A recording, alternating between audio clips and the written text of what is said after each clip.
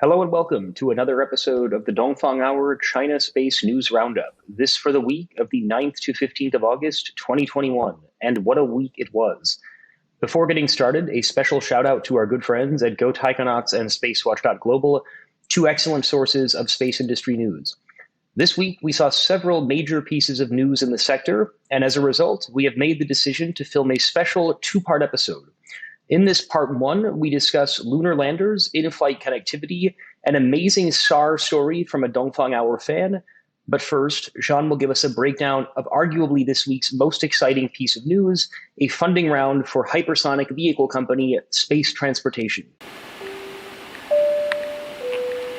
Ladies and gentlemen, we are honored to welcome you aboard the Dongfang Hour. Please make sure your seatbelt is securely fastened. Thank you. 女士们、先生们，预计空中飞行时间2小时15分钟，我们预计在当地时间下午6点25分左右到达。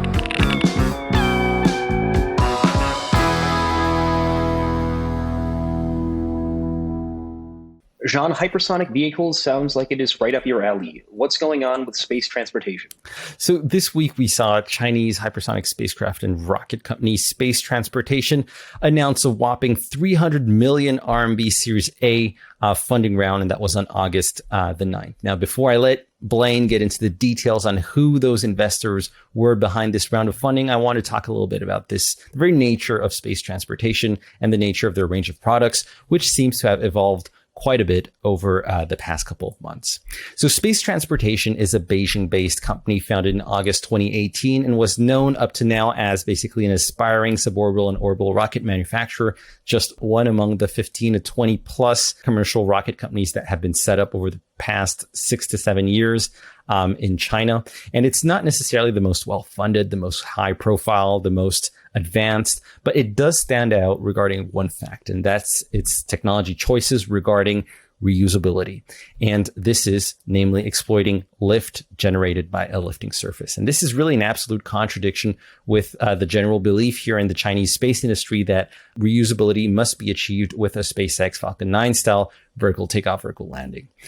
The CEO behind this company is called Wang Yudong. He's a Tsinghua University graduate who also has a long experience at CALT, including positions as chief designer and director. So CALT being the Chinese Academy of Launch Technology.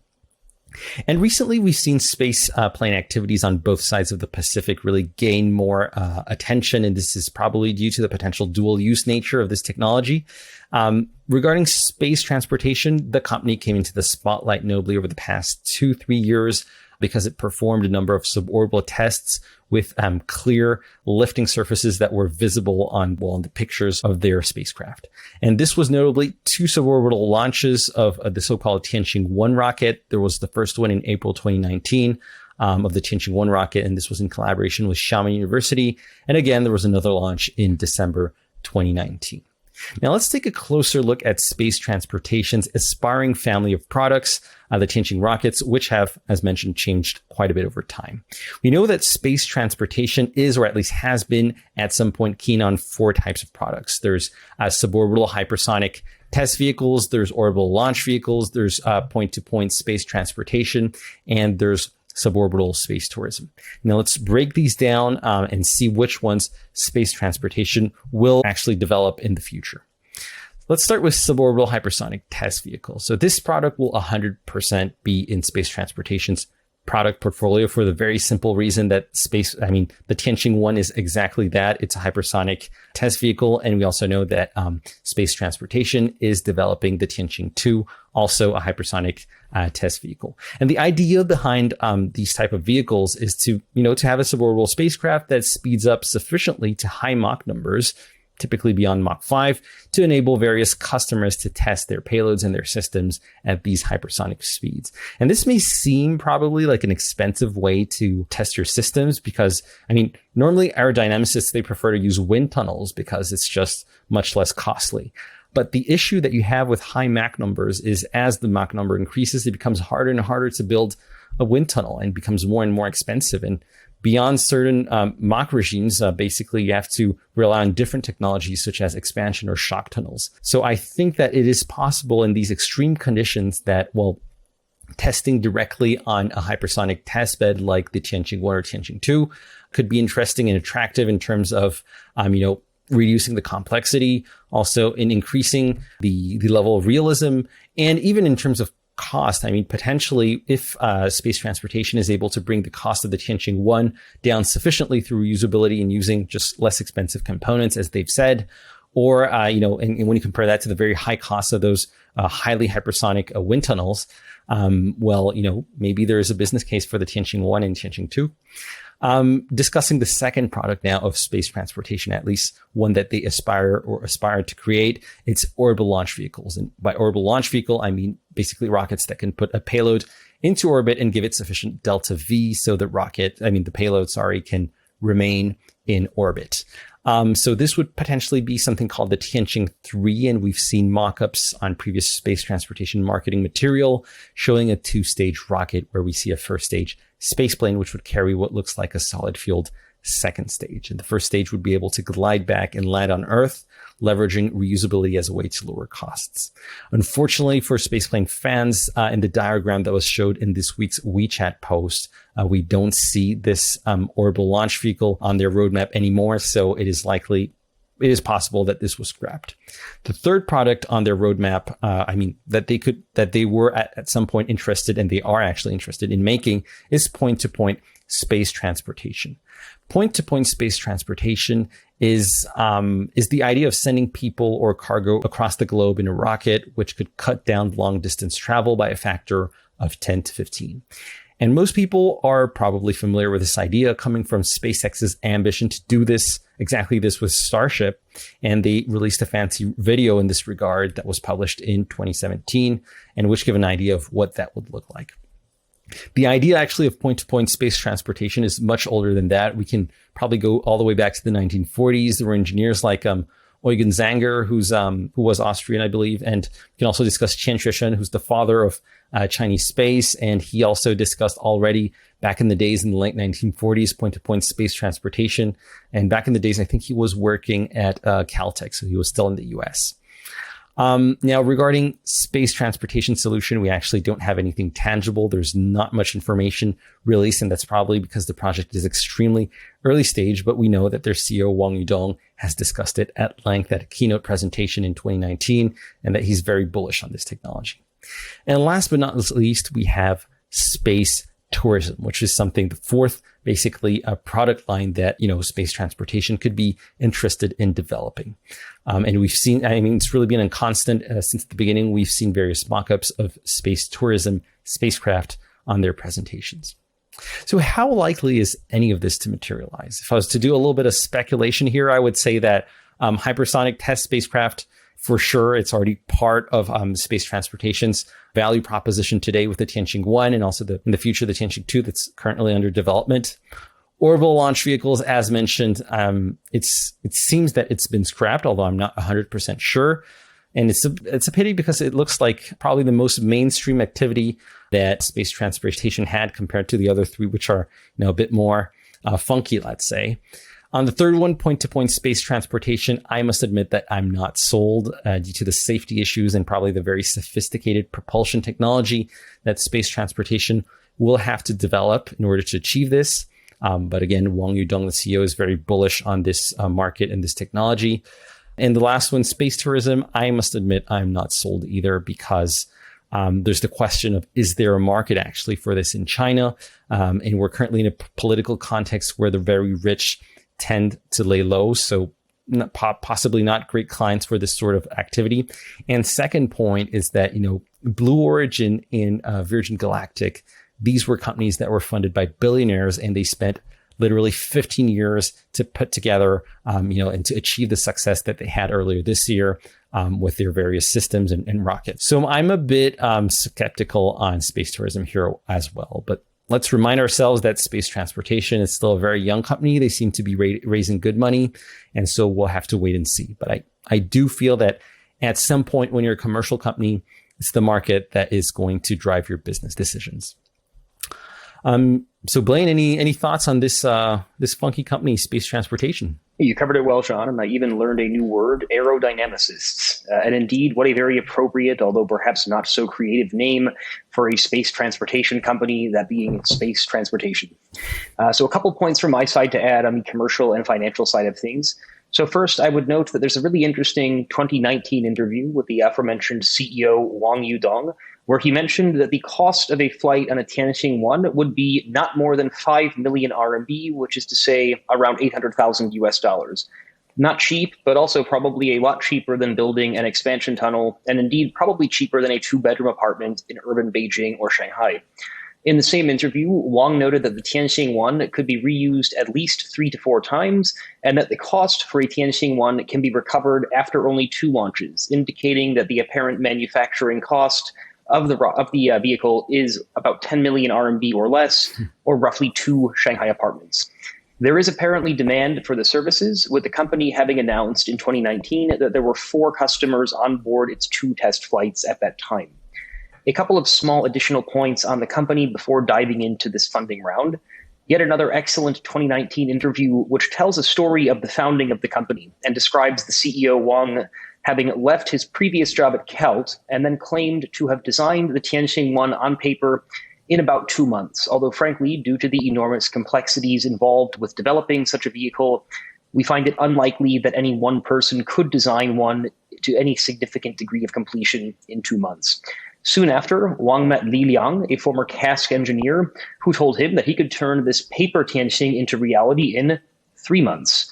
Again, it's a tough sell, but it makes a very good story, and I have no proof of anything otherwise. I recommend checking out that interview. Li also noted in the interview that in the traditional space companies where he had previously worked, the same tasks were measured in years as opposed to months, and also that in the traditional space program, as an example, certain sensors had fixed suppliers and the parts cost in the range of 20,000 RMB, whereas you could buy comparable sensors on Taobao for a few dozen RMB. So not only a slightly better deal, but a great example of the scrappiness and resourcefulness of Chinese commercial launch companies and Chinese commercial space in general.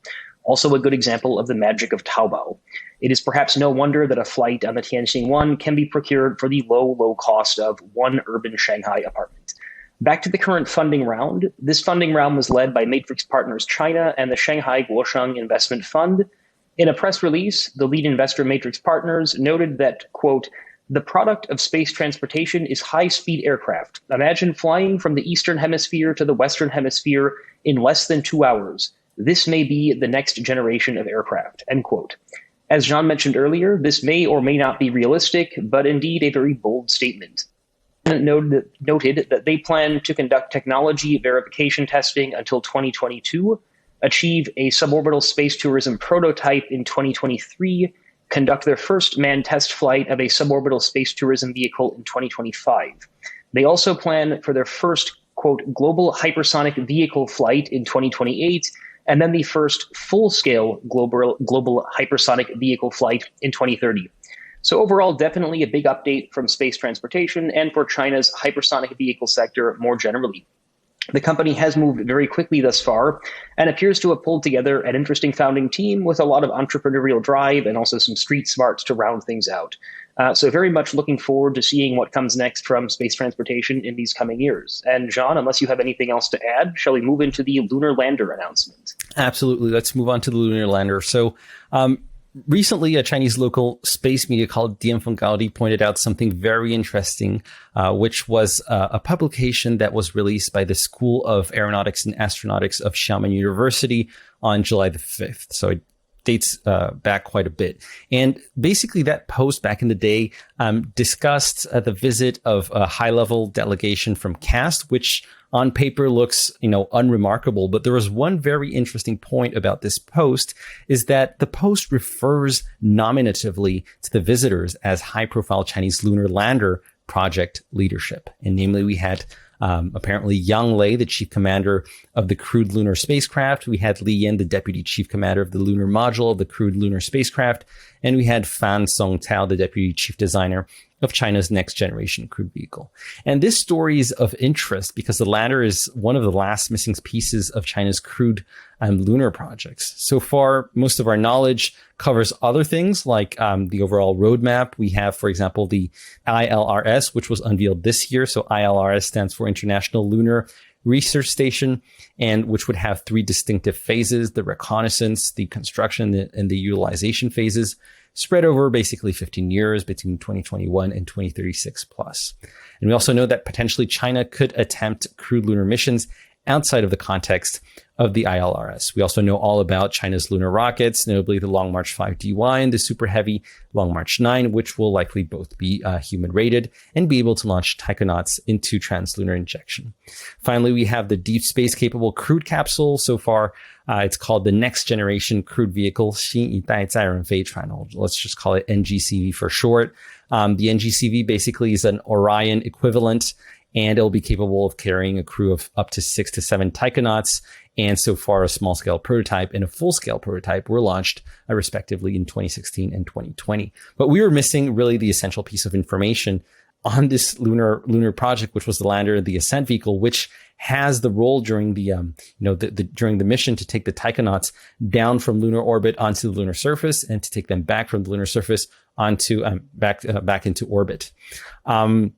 And the first hint, I believe, that we had of China working on the lunar lander was April 13th, 2018, where Zhou Jianping, who basically spearheads the Chinese crewed space program, he announced a competition requesting proposals for a lunar lander architecture, and full details are still today available on the CMSEO website. So CMSEO being the Chinese Manned Space Engineering Office. And we also had a couple additional hints at the China Space Conference in September 2020, where some details were shown on a lunar lander proposal, as well as things like a lunar surface vehicle and lunar spacesuits.